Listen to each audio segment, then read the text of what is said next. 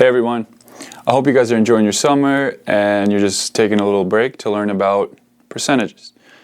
Now in this video I'd like to talk about a method that I learned over the years. I think my dad initially taught me it, and it's been helpful ever since. Every time I have to kind of on the go, without having to use my phone to calculate some simple, I don't know, like the tax on something, or if they're taking away, a certain amount off your paycheck, like 10% for the union, or like whatever it may be.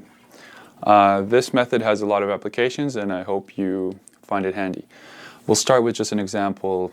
We'll do 18% of $15. So let's say you're buying something at the store, and the tax is 18%. Hopefully it's not, but in this example it is. So the point here is, since you're doing this in your head, right? We said 18% of 15. We don't know what that is. Okay, so at this point, all we know is 100% is the total 15. We break it down, like the key is to break it down into 10% and 1%, and those are your building blocks. Now, 10% is the big block and 1% is the small block, and utilizing those two, you can reach really any number, which is, any number. Obviously, you can reach any number using just the 1%, but the 10 does help. And the reason we use them is because we can reach them really easily. When you take any number and you divide it by 10, you get 10% of that number. And then if you divide the 10% of that number by 10 again, you get 1%. And here's our building blocks. So 15 divided by 10 is 1.5. And the way to do this, like the whole point is the fact that you're doing it in your head and you divide by 10. Well, the way to divide by 10, each number, you just move the decimal over just one spot. So over here, we moved it one spot over from here to here. From here to here, right? So it was here, it went here. So now we have 10%, which is 1.5. We take 1.5, we divide it by 10 again to reach 1%.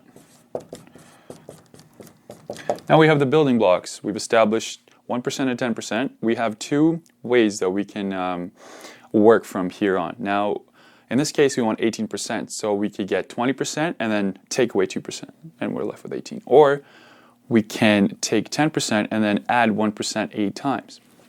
We'll do both ways. So, let's say we want 18%, so 18% equals 10% plus 8 times 1%. We know 10% is 1.5 plus 8 times 0.15. 8 times 0.1 is 0.8. 8 times 0.05 is 0.4. 1.5 plus that is going to be 2.7. Equals 2.7, right? Because it's 1.2. Okay, now, essentially in this case, it's not as, obviously I have a whiteboard and stuff, and I've done it a couple times, but in your head, you're going to want to use the method that involves the least amount of steps. So we have, in this case, we had to multiply 0.158 times, which is not as efficient as just going, let me show you, 20% equals 2 times 10%. We want, okay, so now let's do 2% equals 2 times 1%. And now 20 minus 2 equals 18%, which is what we wanted initially. Now, here we go, 2 times 10% is 2 times 1.5, which is, you called it, 3.0. Now we take away 2 times the 1%. 1% is 0.15, which is 0.3.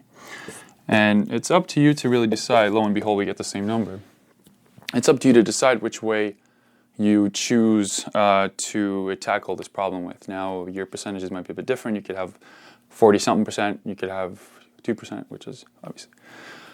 But yeah, I thought that initially, just to keep this video short, because one example really covers everything. There's a certain amount of arithmetic that comes into play, and the whole point is, it doesn't involve too much capacity in your head as far as like the lower numbers go. But if you were to calculate a larger number, you might as well just pull up your calculator just to get it. accurate. Now, another thing I like to mention is if you're dealing with larger numbers. Oh yeah, sorry. If you have a number like, let's say you're buying something at the store and it's like $14.93, right? You could just round it up to $15 and just work from there. Okay, so if you enjoyed the video, if it helps you in any way, shape, or form, please like it. If you think you might be interested in some of the content that I'll be putting out, I'm going to do some cool math tricks, physics stuff, and overall things that I find interesting and things that I could have helped me in my young academic progress, so far that I've completed, but I'm still learning. So yeah, if any of that stuff applies to you or whatever, please hit subscribe. If not, thanks for watching. And yeah, it was nice to see you, and I hope to see you again. Bye.